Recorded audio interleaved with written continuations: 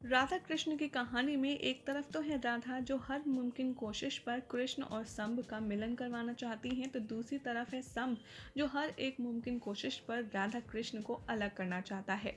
कल रात के एपिसोड में आप देखेंगे कि शंभ अपने पिताश्री से वर्षों के पश्चात मिलने के बाद उनसे ये सवाल पूछता आता है नजर कि पिताश्री, आपके पास कौन सा शस्त्र है, मैं ये जानना चाहता हूँ। तो कृष्ण अपने बेटे की सारी इच्छा पूरी करते हुए उनसे कहते हैं, मेरे पास सुदर्शन चक्र है।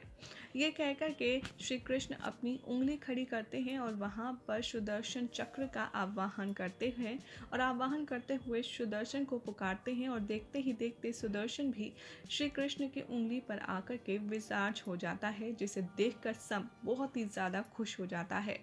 शंभ की आंखें फटी की फटी रह जाती हैं सुदर्शन को देखकर और वो बड़ी ही मंद मुस्कान के साथ आग्रह करता है श्री कृष्ण से और कहता है, पिताजी मुझे ये शस्त्र चाहिए।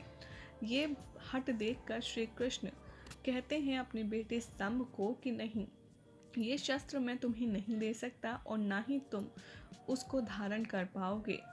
ये बहुत ही ज़्यादा शक्तिशाली है और ये बहुत ही पावन शस्त्र है, ये तुम संभाल ही नहीं सकते।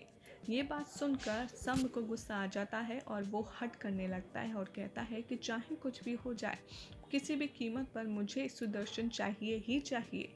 ये बात सुनकर राधा रानी बहुत ज़्यादा परेशान हो जाती हैं कि इतने वर्षों पश्चात सब कुछ ठीक हो रहा था तो अब शंभ ने पकड़ ली है एक नई जिद, एक नई रट लगा दी है। और उसके पश्चात क्या होगा श्री कृष्ण और शंभ के रिश्ते का, क्या वाकई में शंभ को सबक सिखाने के लिए श्री कृष्ण उसके हाथों में इतना दमदार, इतना शक्तिशाली सुदर्शन चक्र थमा देंगे, ये सब कुछ देखना होगा काफ़ी दिलचस्प कल रात के एपिसोड में।